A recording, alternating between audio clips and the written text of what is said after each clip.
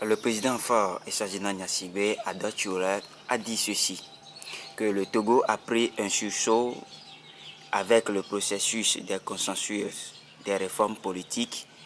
Le Togo a fait des élections apaisées, ce qui a fait que l'opinion internationale n'a pas contesté les résultats. Ça veut dire que le pays est normal. Qu'en dites-vous? Bon, heureusement qu'il a dit les élections apaisées. Vous savez, au Togo, il y a toujours des élections apaisées. Ce n'est pas la première fois qu'on a eu des élections apaisées. Mais ce n'est pas ça seul qu'on cherche. Pour cela, il faut remercier, il faut féliciter les citoyens togolais et la classe politique pour avoir reçu des élections apaisées. Mais pas, on ne cherche plus que cela. On cherche des élections apaisées, mais élections transparentes et crédibles. Mais les élections passées sont loin d'être transparentes, sont loin d'être crédibles. Donc si la communauté internationale dit que les élections étaient apaisées, nous sommes d'accord avec elle, mais dire que nous sommes sur la bonne voie, je crois qu'on a beaucoup de progrès à faire dans le domaine électoral. Oui, il y a l'accord politique global, Oui. accord cadre de Lomé, Togo Télécom 1, Togo Télécom 2, la CVGR. Voilà, le président dit que le problème des réformes, c'est à relancer encore entre la société civile, les politiques, la diaspora et notamment les intellectuels des universités. Bon, vous savez, le projet de réforme de la Constitution, en fait, si on fait des réformes, on parle a priori d'abord des réformes constitutionnelles et institutionnelles. Ça concerne effectivement toute la société. Mais lorsqu'il parle de ça, les accords, la PJ est sortie d'une négociation entre les partis politiques et la société civile. Premier point. Deuxième point, la CVGR comprenait également les intellectuels.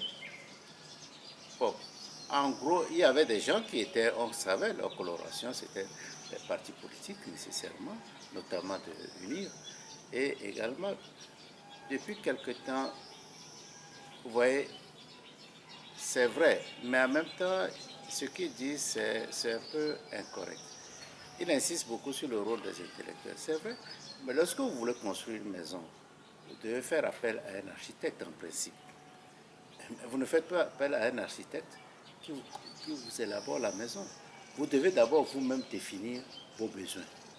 Une fois vos besoins définis, vous appelez l'architecte qui va venir formaliser vos besoins et ça va devenir une maison.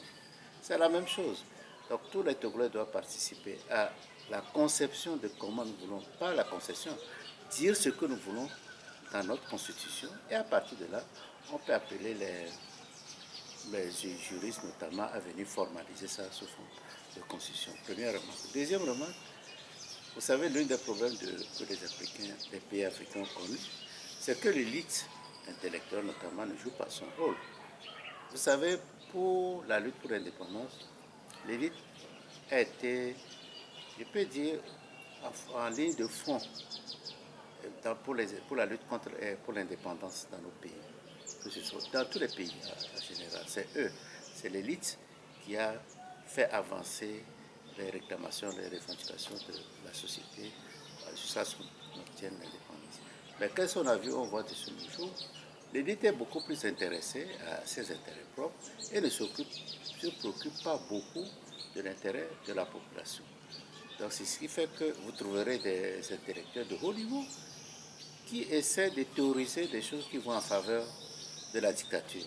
Or, ils savent eux-mêmes que la dictature, c'est une société extractive qui ne bénéficie pas à l'ensemble de la société et qui bloque après le développement.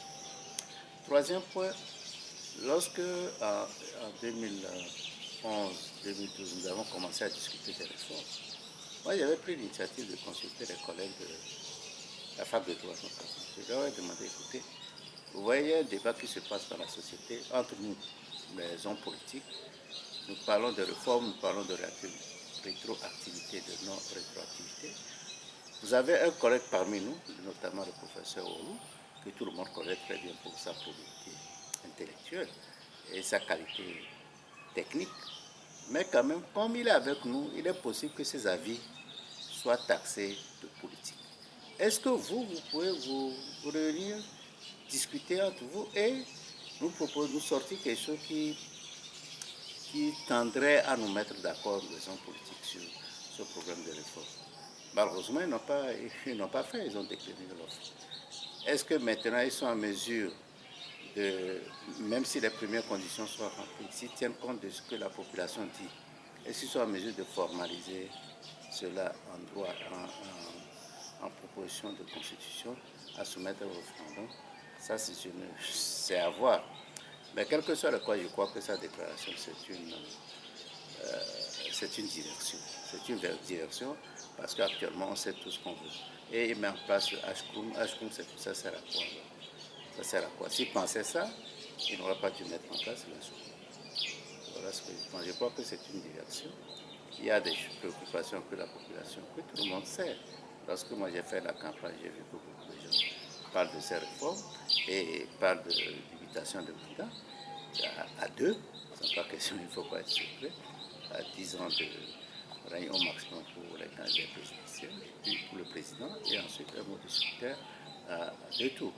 Ça, les gens sont favorables à cela. Pourquoi ne pas transformer ça en proposition de révision de la Constitution? Ouais, la Constitution de 92 parle de limitation de mandat, oui. Mais dans les propos du président de la République, il pense supprimer ces limitations de mandat, que ce n'est pas une priorité et chaque pays a son histoire. D'après vous, qu'est-ce que ça veut dire, supprimer la limitation du mandat? Non, effectivement, ce qu'il dit d'une manière, il a raison de dire que chaque pays, chaque société a sa manière de voir les choses. Mais quand on parle dans le pays, on constate que les gens veulent la limitation du mandat. Ce n'est pas parce qu'il a l'armée à ses bottes qu'il va faire ce qu'il veut. Bon, il a dit ce qu'il veut, et il a été clair, Miganawe l'a affirmé également, indirectement également. Donc c'est à la population togolaise de savoir ce qu'elle veut. C'est ce que nous disons au niveau de la TIC. Il ne faut pas laisser cette lutte uniquement, exclusivement aux hommes politiques. C'est la société qui doit s'organiser pour imposer cela, le pouvoir appartient au peuple, pour imposer ce qu'elle pense qui est meilleur pour le vivre ensemble. Vous avez fait des marches, vous avez fait des revendications qui n'ont pas marché pour les réformes. Maintenant, d'après tout ce que dit le chef de l'État... Bon, je dis, nous les politiciens, les gens le disent, hein, et c'est un constat, ils ne sont pas la peine de dire que les gens le disent, que les politiciens, nous de l'opposition, nous avons échoué. À tort ou à raison, mais c'est un constat. Est-ce que nous avons échoué? Est-ce que la population togolaise a échoué? C'est tout ça qu'il faut voir. Moi, je crois que l'une des raisons de cet échec, comme vous avez dit, les marches, les protestations, les multiples dialogues, c'est dû au fait que la population ne se sent pas concernée par l'affaire politique. La population a délégué la résolution des problèmes politiques à la classe politique exclusivement et surtout à la classe politique de l'opposition. Les gens pensent que c'est l'opposition qui doit lutter pour obtenir les réformes. Je lis sur les plateformes, les gens disent que il faut que l'opposition, que Ford ne va pas donner à l'opposition un cadeau pour les réformes. Ce n'est pas la classe politique, ce n'est pas les opposants qui veulent les réformes. Nous traduisons ce que nous sentons de la population. Donc, s'il y a échec, bon, c'est indirectement, je ne discute pas des hommes politiques que nous sommes, hein, mais je dis, comme le dit si bien la lettre pastorale qu'ils ont publiée le 26 ou le 7 avril dernier, c'est que l'affaire politique concerne tous les Togolais. C'est l'ensemble des Togolais qui doivent dire, écoutez, nous voulons ça. Nous voulons ça. Si le chef d'État, qui est là pour nous servir, pour servir la population togolaise, ne répond pas, ne veut pas accéder à cela, c'est à nous de nous lever ensemble pour le dire. Les manifestations que nous avons, que nos amis du CAP 2015 organisent, ça se limite aux militants de CAP 2015. Est-ce que c'est seulement les militants du CAP 2015 qui veulent ces réformes? Je dis non.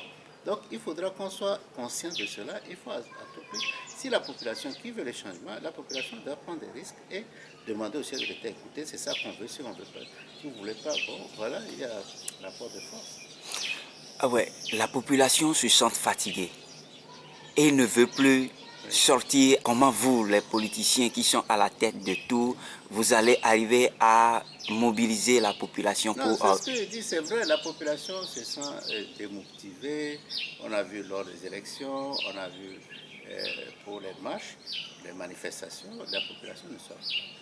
Mais il faut les sensibiliser sur... Nous n'avons pas d'autre choix que de les sensibiliser sur le contenu de la lettre pastorale, ça c'est le premier point. Nous allons sensibiliser des personnalités morales, pas nécessairement des hommes politiques, pour qu'elles puissent prendre la parole, expliquer à la population que c'est à elles de se lever. Mais vous êtes dans une situation difficile, alors parce que c'est difficile, vous allez baisser la voix. Votre situation va continuer ainsi indéfiniment. Vous savez, la dictature ne se consolide que grâce à la peur. Je crois qu'il est important que nous nous réunissions, nous mettons ensemble pour faire passer l'idée que la population doit être en mesure de revendiquer ce qu'elle veut et que le pouvoir appartient au peuple. Nous espérons ne pas arriver jusque-là. Nous espérons que, puisque les gens du NIR eux-mêmes, beaucoup de gens du NIR veulent ces réformes. Alors si on discute peut-être en leur respectant très bien, en sensibilisant tout le monde, en écartant personne, il est possible qu'on arrive à un mouvement qui va inciter le chef de l'État à comprendre vraiment qu'il est sur la mauvaise voie et qu'il accepte le programme de limitation du mandat. Et je dis souvent, s'il mérite le poste de président, il peut mériter, ça veut dire qu'il est en mesure de mériter le poste de non-président. Sans quoi, s'il pense qu'il doit rester indéfiniment au pouvoir, c'est qu'il ne mérite pas ce poste. Si vous méritez quelque chose, vous êtes en mesure, ça veut dire que vous devez être en mesure de faire autre chose. S'il pense que c'est être président, la seule chose qu'il mérite dans la vie, c'est quand même grave pour le peuple. Merci, Monsieur le Président. Bonjour, merci.